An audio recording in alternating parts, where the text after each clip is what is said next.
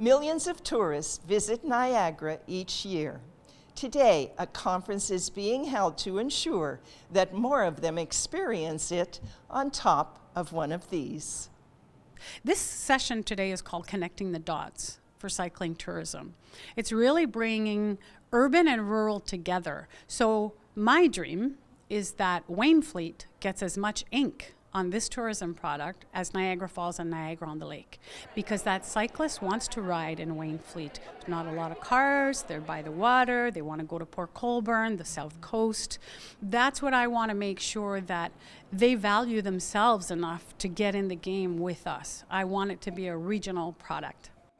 The tourism infrastructure that's already in place in Niagara lends itself to growing the cycling tourism market.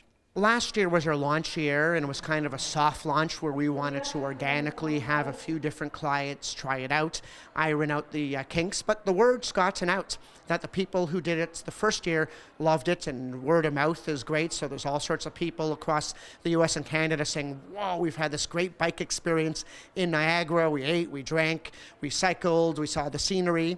And then this year we've got all these tour operators from all around the world who sell different packages and tours. Some of them are fly and drive tours, some of them are tours to Toronto, but now they are pushing the good word about cycling in Niagara and booking our tours on our behalf. So I think that 2016, 2017, the bike tour business will grow.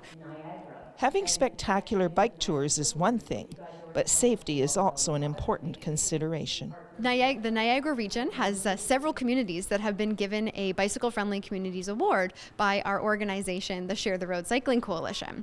And I believe that is Grimsby, Welland, Thorold, St. Catharines, and Pelham have all been recognized for the wonderful things that they are doing to promote cycling.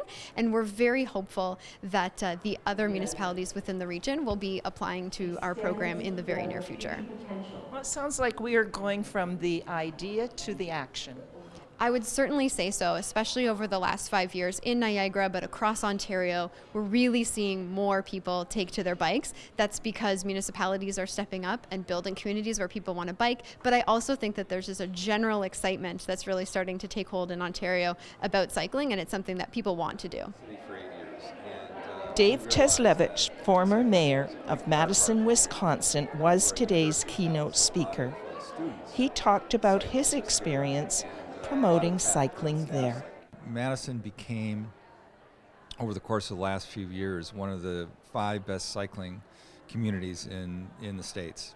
And that does a lot for us. It's a great way to promote the city. There are people shopping for a place to live who literally look at those bicycle-friendly community ratings. And so it does a lot for economic development. Even if you never get on a bike, you benefit from the city being a great bike community. I think Niagara is perfectly situated for an explosive growth in cycling.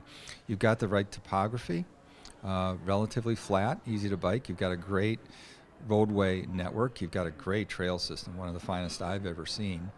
And you've got great places to bike too, with the wineries and the falls and the canals, and communities that are not too large. You know, it's hard to cycle into Metro Toronto just because it's so big.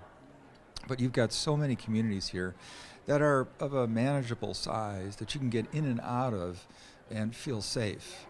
So I think you've got everything lined up. I'm Brenda Schultz, and you are watching The Source.